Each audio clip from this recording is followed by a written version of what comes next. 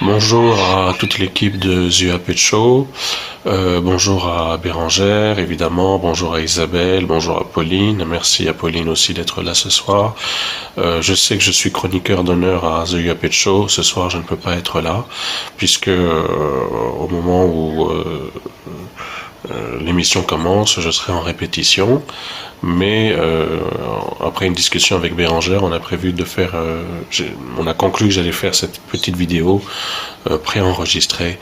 Je m'exprime sur ce rapport de la Haro, mais en tant que citoyen, je parle pas du tout au nom de l'association Sero France, mais en tant que citoyen et ayant vécu, comme d'autres personnes, la question UAP dans la dimension intime, dans la dimension personnelle.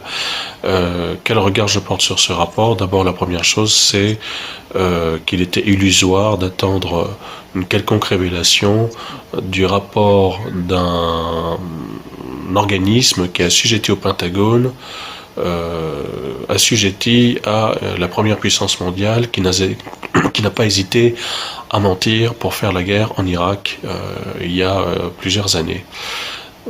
Je suis d'ailleurs un peu étonné que certains ufologues en France ou des passionnés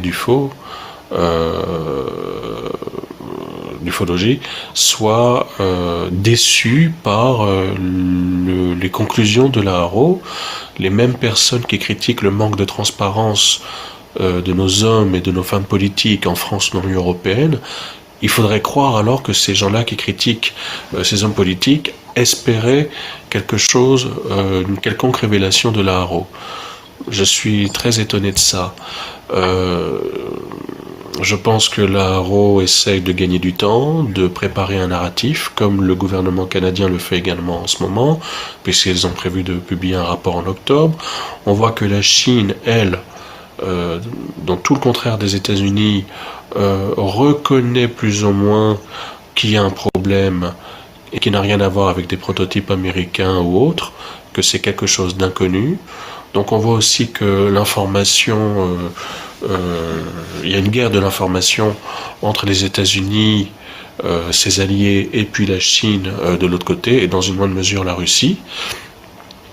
Donc, ce qui me paraît un peu étonnant, c'est que l'on parle d'intelligence non humaine, d'intelligence exogène, et que beaucoup de gens en sont encore à attendre que M. Biden ou Ursula von der Leyen officialisent les choses. Je crois que cette divulgation, c'est un mouvement collectif, c'est un mouvement qui vient de la société civile, et c'est aussi, comme j'ai déjà eu l'occasion de le dire dans une émission du AP Show, je crois que le dernier mot revient à, voilà, c'est quand même eux, quelles que soient ces choses, qui ont le dernier mot. Il y a quand même quelque chose d'intéressant, c'est qu'on a l'impression que la Haro se couvre avec un rapport qui est extrêmement bâclé, qui fait remonter les affaires d'OVNI à 1945 comme s'il n'y avait jamais rien eu avant. Bon, j'ai fait un travail sur l'Afrique centrale où on voit que les Africains ont observé des soucoupes il y a plusieurs siècles, donc on peut pas dire que c'est des prototypes chinois ou russes ou américains, c'est un peu facile. Et puis évidemment, l'Haro se garde bien de parler d'humanoïdes ou de choses comme ça. Elle se concentre quand même essentiellement sur l'Amérique du Nord, alors que c'est un phénomène mondial, ancien, mais on peut penser qu'elle se couvre parce qu'elle fait une focalisation sur le mot extraterrestre à une période où de plus en plus de personnes, dans l'ufologie, mais pas que, commencent à se rendre compte que peut-être extraterrestre n'est pas le mot approprié pour parler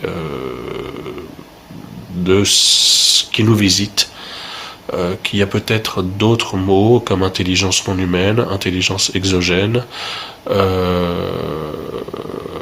être interdimensionnel. C'est étrange, c'est weird, comme on dit en anglais, c'est contre-intuitif pour la plupart des gens, c'est très très compliqué de se figurer ça, et c'est peut-être encore plus révolutionnaire et encore plus peut-être angoissant que un simple extraterrestre tout vert qui descendrait d'une bonne soucoupe, bien grise, bien en tôle, bien en boulon, venu de la planète Mars. Et puis voilà, je crois que c'est plus compliqué que ça. Et évidemment, j'insiste vraiment, on ne devrait pas attendre désespérément la sainte parole des militaires ou des gouvernements. Je crois que ça n'a aucun sens. Et ce qui me réjouit, je ne crois absolument pas qu'on est reparti pour un cover-up de 75 ans. Je ne sais même pas pourquoi on fait circuler cette idée. C'est vrai que des gros médias comme CNN ou la BBC ont relayé l'information, mais une info en chasse l'autre. Ça ne dure jamais plus de 48 heures.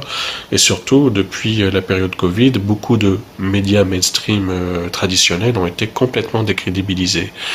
Et chose particulière en 2024, nous avons un contre-pouvoir face à la Roe. Voilà. Et nous avons la Fondation Sol, nous avons la Fondation Galileo, nous avons News Nation, nous avons Roscoultar, nous avons tout un tas de gens, en France aussi, en Europe, en Chine, aux États-Unis évidemment, au Canada, au Royaume-Uni.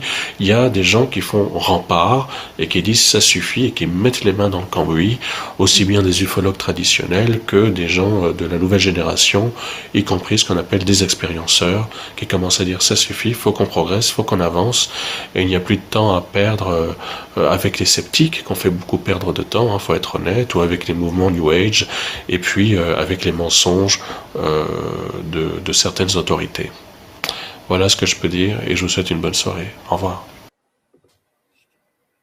Merci beaucoup Yann Alexander pour ce message. Il est excellent Yann, hein, et j'adore l'écouter. C'est quelqu'un, tu l'écoutes, quoi qu'il dise, c'est toujours intéressant. Et je trouve qu'il a fait une très bonne synthétique de ce rapport, de ces problématiques qui ont été soulevées, mais également des points positifs du contexte de l'époque où on vit, qui est quand même assez différente. Je pense que à peu près tout le monde ici est d'accord avec l'analyse de Yann. Oui, tout à fait.